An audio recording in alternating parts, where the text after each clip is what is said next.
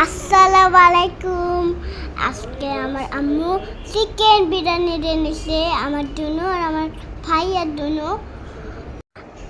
আমার চিকেন বিরিয়ানি অনেক ফেভারিট।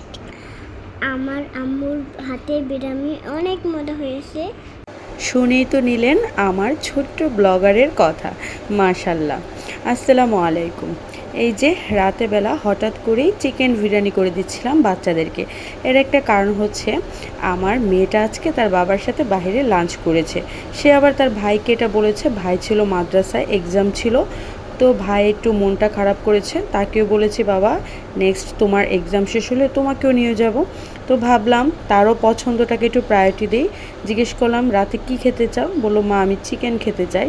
তো চিকেনের মধ্যে তার চিকেন বিরিয়ানিটা সব থেকে পছন্দ। আমার ছেলে অনেক বিরিয়ানি পছন্দ করে আমার মতো। তো ঝটপট করে রাতে বেলায় একটু ঘরে যা ছিল তা দিয়ে বিরিয়ানি রান্না করে দিলাম। ভীষণ মজা হয়েছিল আজকের বিরিয়ানিটা।